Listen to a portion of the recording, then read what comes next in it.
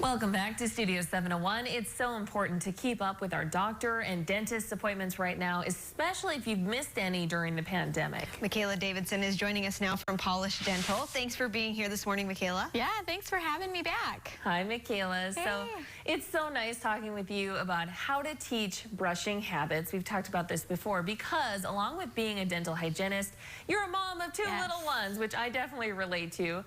So you've come up with a great list of tips for parents when teaching good brushing habits. So let's take a look at that list right now and go through them.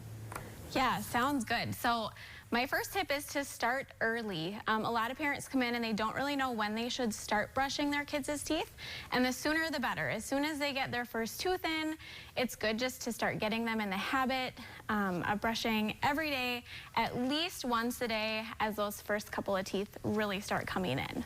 Okay, very interesting.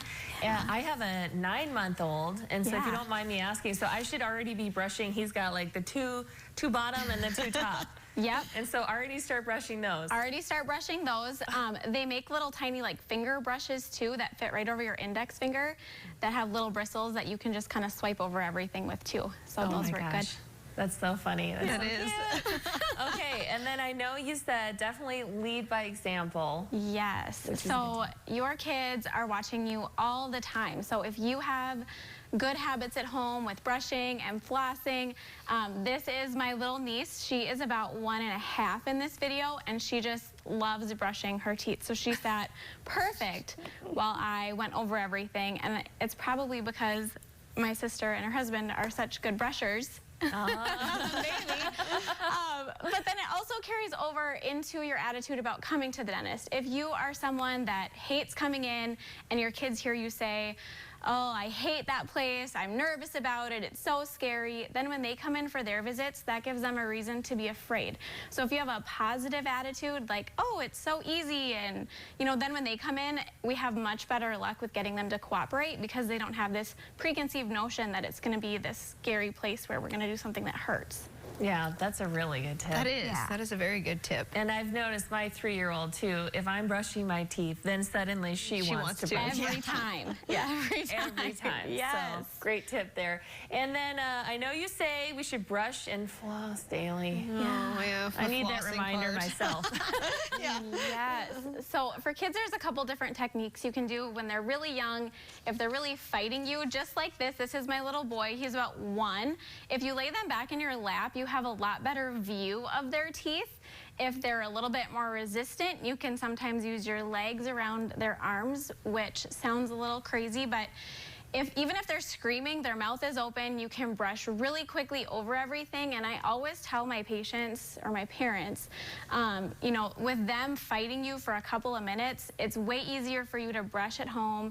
Eventually, they'll get into the habit of it, than to just say, we're not going to do this because they don't want to. And then they end up with all of these cavities where sitting through treatment is going to be a lot harder on them than the even 30 seconds it takes for you to just brush over everything.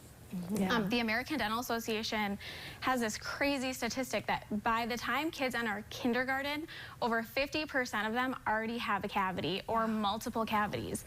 So I think with getting them in the habit of brushing, making it important, that can really help cut that back. Yeah. It's a really good piece of advice, yes. And you had a helper there with the brushing. Always. Yes, who was very excited. It looks like. Maybe she's going to go into dental hygiene, too. I mean, who knows? Maybe she will. Okay, so your next tip has to do with snacks and drinks and, high C we were just talking about. Probably not the best thing for us. Avoiding those really sugary things is so important. Apple juice, even like Powerade, Gatorade, lemonade, all of those things that you think, well, they're not drinking pop, they're having juice instead, still full of sugar. Water is really going to be the best thing for them. If you do give them some sort of a treat, chocolate milk, juice, whatever, keep it with a meal and then don't let them sip on it throughout the day because that just keeps those teeth kind of bathing in that acidic environment, which really is going to contribute to tooth decay.